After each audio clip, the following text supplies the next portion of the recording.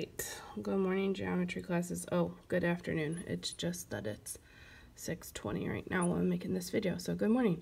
Sorry I can't be with you today. I've got 2 sick kids at home. So, okay, so we are going to talk about coordinate geometry, and I'm going to do some of the notes, and then whatever is left and remaining will be posted on Classroom for you to take a look at. So we are looking at coordinate proofs, and we've proven things with coordinates before, we just haven't done it in a formal way. Go ahead and groan out loud. 1, 2, 3, go. So anyway, probably the most important thing is knowing how to put a geometric figure in the coordinate plane, and we just want to take advantage of what we can to make it easy on ourselves when we do that. So we're going to put figures in the coordinate plane and use variables to represent the coordinates of a figure. Okay, so that the results when we prove something in a coordinate proof is true for all of those figures. A couple reminders, things that you want to remember. The distance formula, midpoint formula, slope, those are all going to come into play during this, and that the slopes of parallel lines are equal,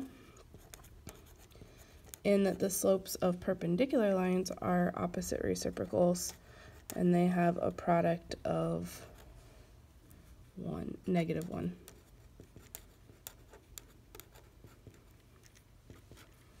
Okay, so those are going to be tools that we're going to use. I'll let you go back and look at those a little bit more.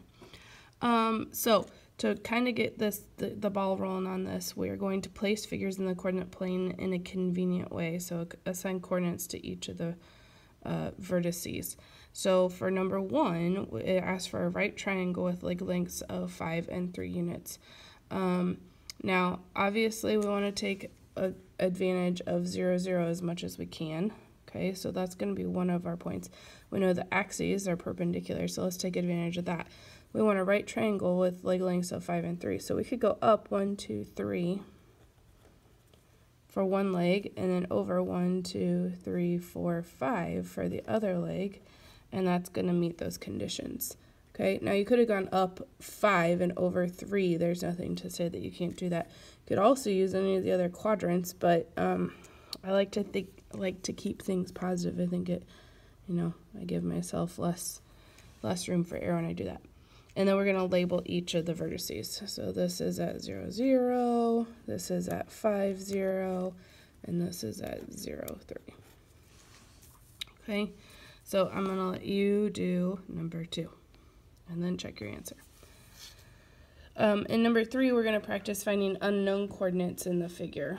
Okay, so, this is not the, oh no, I think we're okay, but, so we can see from these coordinates for A, we go over -h and up 0. For C, we go over 0 and we're going up k. Okay, for B, I think we are making the assumption that that's a right angle, but because that's horizontal or that those are parallel. But that's okay. I mean, we could have a little bit more information, but that's fine. So for B, we're going to go over -h because it's as far over as A, and then we're going to go up as high as point C is, so that has a y coordinate of k. So we're going over -h, up a positive k. So our coordinate for B is at -hk. Okay. If we look at number 4, we're looking for the coordinates of S and T. If you notice S is a midpoint because these two are congruent of P and H. So if we have the coordinates of P and H, we can use the midpoint formula or average them to find the coordinates for S. So to find the midpoint for the X coordinate, we're going to do 0 plus H divided by 2, which is half H or H over 2. And for the y coordinate, we're going to do 0 plus k divided by 2 is k over 2.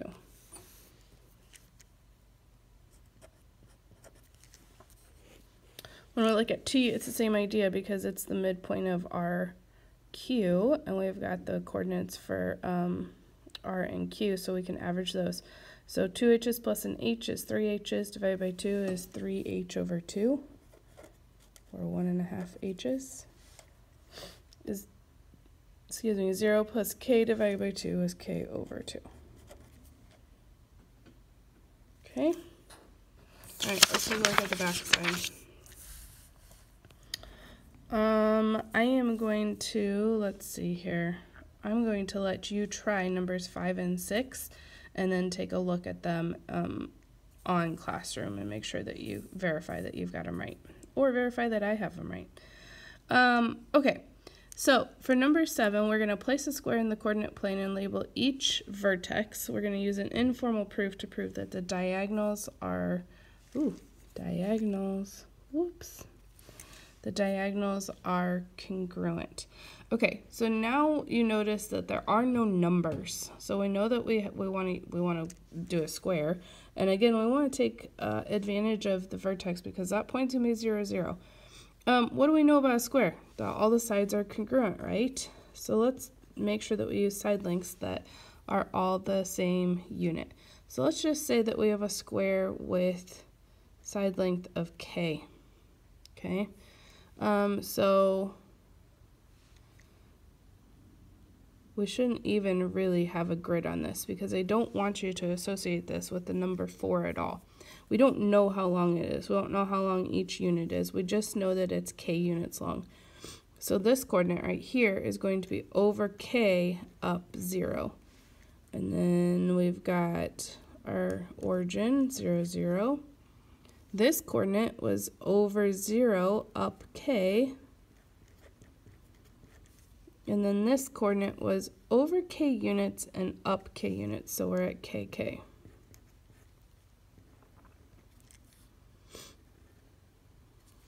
Okay, so now we want to show that the diagonals are congruent.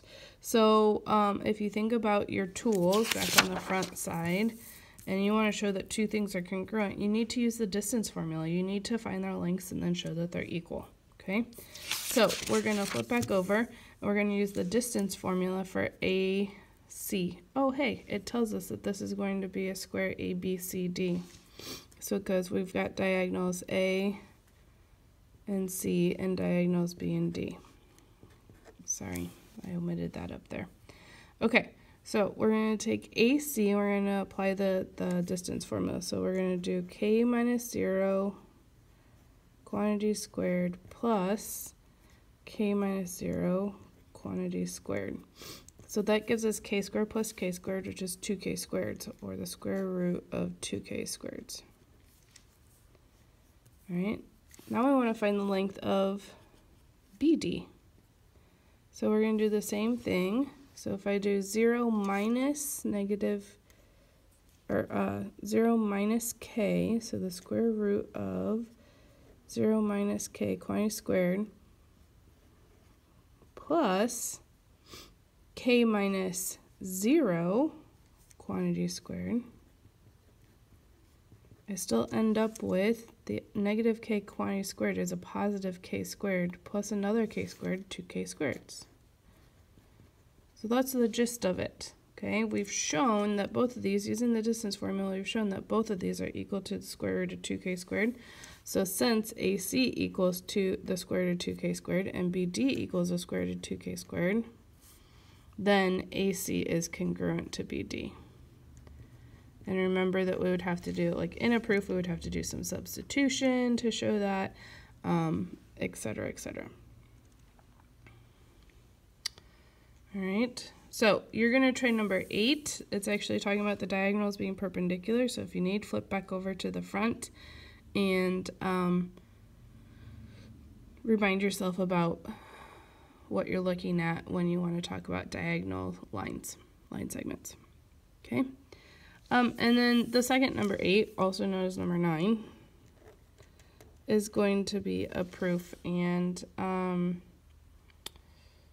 I want to, well, let's get you started and then see if maybe you can finish it. Okay, so the first thing is that we have rectangle frog with dimensions m by n. We don't know what numbers m by n are, so we're just going to plot any arbitrary rectangle on our coordinate plane. We know that it has dimensions m by n, so if it has length m and width n, our coordinates are 0, 0. We can call that one F for our frog. Okay, and then we can go up to R at 0, N, and then over to O. Sorry. And to go over to O, we had to go over M units and up N units. And then we're going to finish with G, and we had to go over M units but up nothing.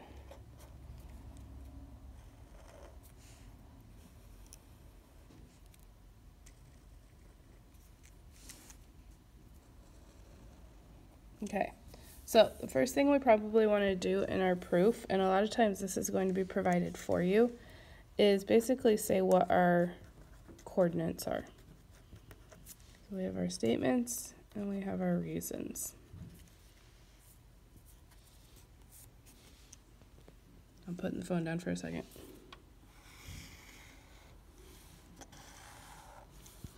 So we're going to start with our given.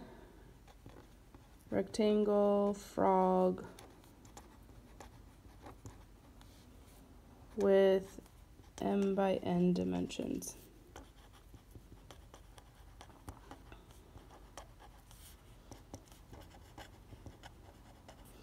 And then let's go ahead and list each of our dimensions. So we're going to do the f is at 0, 0, r is at 0, n,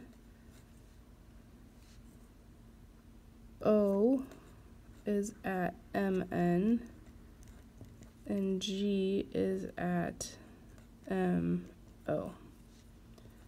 Alright, step 2. So basically what we did was we constructed that in the coordinate plane. So we're just going to call that construct, and that's new. We've never done that before. Okay, so from here, we want to prove that FO is congruent to RG. So you're going to use the distance formula. Tell me what FO equals by the distance formula. Tell me that they're equal. Tell me that they're congruent, and then your proof is done. So I'm going to stop the video, and then I'm going to let you to take a look at the answer key and make sure that you've completed it correctly. Okay, so at this point, once you are done with the video, try those examples, then go back, check them on the answer key. And then get your homework, and you can work in your groups and on the coordinate plane, on the coordinate proof assignment. That's not going to be due until Wednesday. And if you need to talk with your group about your parallelograms assignment or your kite and trapezoid assignment, you can do that. That's still due tomorrow. All right, have a good day. Hopefully I will see you all tomorrow. And thanks for dealing with me in this format. Bye.